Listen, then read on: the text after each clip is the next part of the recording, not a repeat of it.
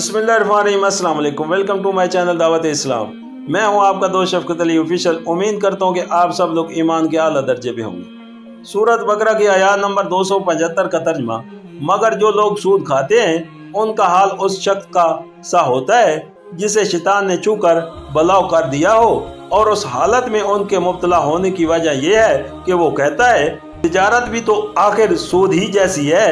हालांकि अल्लाह ने तिजारत को हलाल किया है और सूद को हराम। लिहाजा जिस शख्स को उसके रब की तरफ से ये नसीहत पहुँचे और आइंदा के लिए वो सूद खोरी से बाज आ जाए, तो जो कुछ वो पहले खा चुका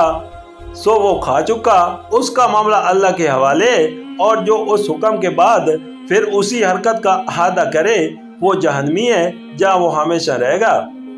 सूरत बकरा आशिया नंबर 315। असल में लफ्ज रबवा इस्तेमाल हुआ है जिसके मानी अरबी में ज्यादती और इजाफे के हैं। इसलातन अहले अरब इस लफ्ज को इस जायद रकम के लिए इस्तेमाल करते थे जो एक कर्ज ख्वाह अपने कर्जदार से एक तयशुदा शुरा के मुताबिक असल के अलावा वसूल करता है। इसी को हमारी जबान में सूद कहते हैं। नज़ावल कुरान के वक्त सूदी मामलात की और शक्लें राइज थी और जिन्हें अहले अरब रबवा के लफ्ज से तबीर करते थे वो ये थी कि मसलन एक शख्स दूसरे शख्स के हाथ कोई चीज़ फरोख्त करता और अदाए कीमत के लिए एक मुद्दत मुकर्रर कर देता। अगर वो मुद्दत गुजर जाती और कीमत अदा ना होती तो फिर वो मजीद मोहलत देता और कीमत में इजाफा कर देता। या मसलन एक शख्स दूसरे शख्स को कर्ज देता और उससे तय कर लेता कि इतनी मुद्दत में इतनी रकम असल से ज़्यादा अदा करनी होगी। या मसलन कर्ज ख्वाह और कर्जदार के दरमियान एक ख़ास मुद्दत के लिए एक शरह तय हो जाती थी, और अगर उस मुद्दत में असल रकम मुआ इजाफा के अदा ना होती तो मजीद मोहलत पहले से ज़्यादा शरह पर दी जाती थी। इसी नौइयत के मामलात का हुक्म यहाँ बयान किया जा रहा है। सूरत बकरा आशिया नंबर 316। अहले अरब दीवाने आदमी को मजनून यानी असेब ज़दा के लफ्ज से तबीर करते थे, और जब किसी शख्स के मुतल्लिक ये कहना होता कि वो पागल हो गया है तो यूँ कहते कि इसे जिन लग गया है। इसी मुहावरे को इस्तेमाल करते हुए कुरान सूद खोर को इस शख्स से तशबीह देता है जो मखबूतुल हवास हो गया हो, यानी जिस तरह वो शख्स अकल से खारिज होकर गैर मुतताल हरकत करने लगता है, इसी तरह सूद खोर भी रुपये के पीछे दीवाना हो जाता है और अपनी खुद गर्जी के जनून में कुछ परवाह नहीं करता कि उसकी सूद खोरी से किस किस तरह इंसानी मोहब्बत, अखुवत और हमदर्दी की जड़ें कट रही हैं। इज्तमाई फलाही बहबूद पर किस कदर तबाहकुन असर पड़ रहा है और कितने लोगों की बदहाली से वो अपनी खुशहाली का सामान कर रहा है। ये उसकी दीवानगी का हाल इसी दुनिया में है, और क्योंकि आखिरत में इंसान इसी हालत में उठाया जाएगा जिस हालत पर उसने दुनिया में जान दी है, इसलिए सूदखोर आदमी क़यामत के रोज एक बवाले मखबूतुल हवास इंसान की सूरत में उठेगा।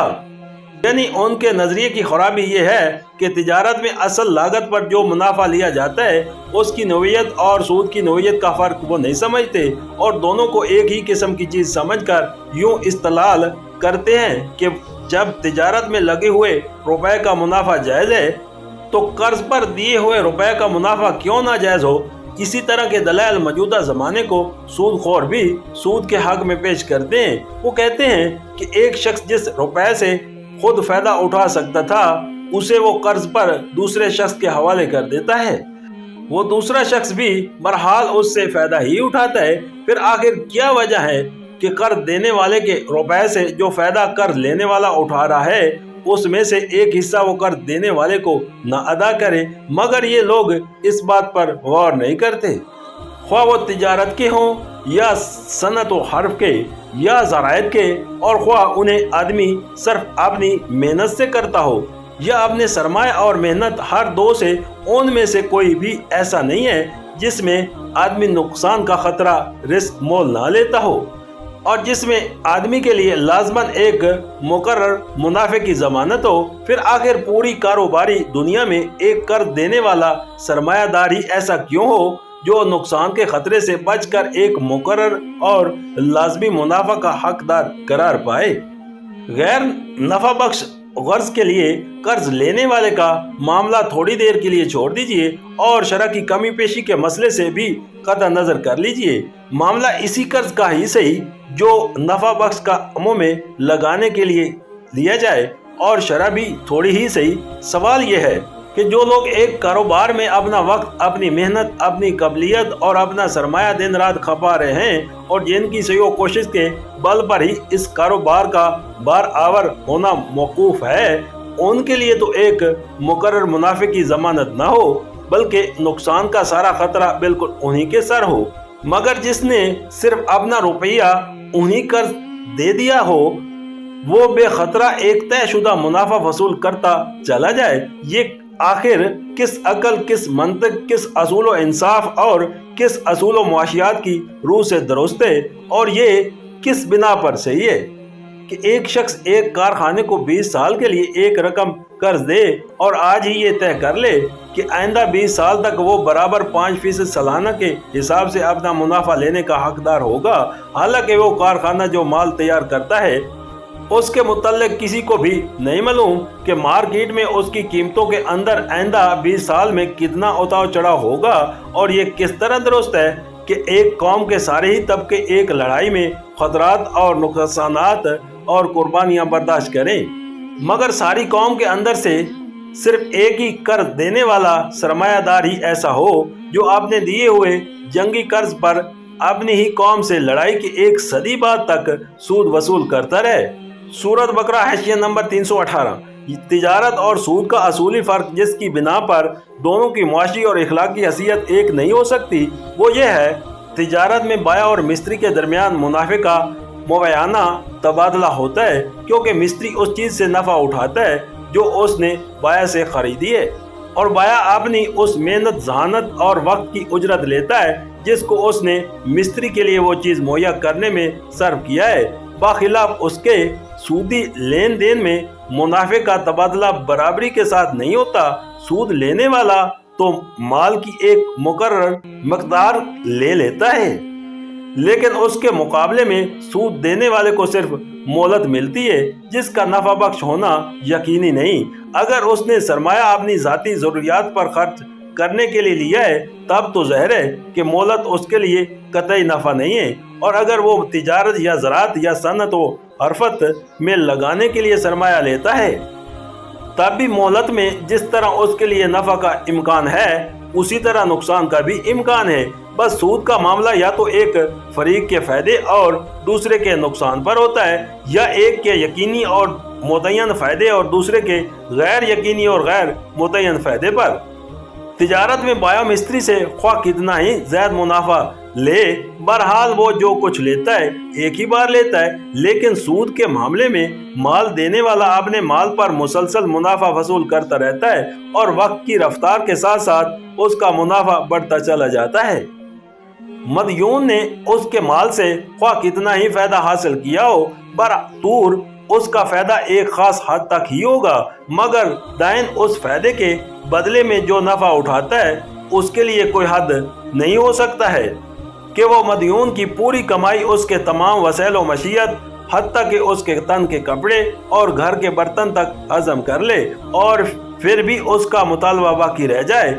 تجارت میں شائع اور اس کی قیمت کا تبادلے ہونے کے ساتھ ہی معاملہ ختم ہو جاتا ہے۔ اس کے بعد مستری کو کوئی چیز بائع کو واپس دینی نہیں پڑتی۔ مکان یا زمین یا سامان کے کرائے میں اصل شے جس کے استعمال کا معاوضہ دیا جاتا ہے صرف نہیں ہوتی بلکہ برقرار رہتی ہے، بجز مالک جداد کو واپس دے دی جاتی ہے۔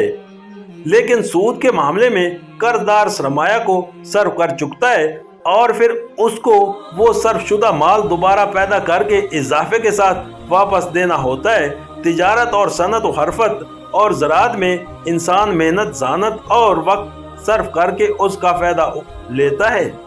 مگر سودی کاروبار میں وہ محض اپنی ضرورت سے زائد مال دے کر بلا کسی محنت مشقت کے دوسروں کی کمائی میں شریک غالب بن جاتا ہے۔ اس کی حیثیت اصلاحیائی شریک کی نہیں ہوتی جو نفع اور نقصان دونوں میں شریک ہوتا ہے، اور نفع میں جس کی شرکت نفع کے تناسب سے ہوتی ہے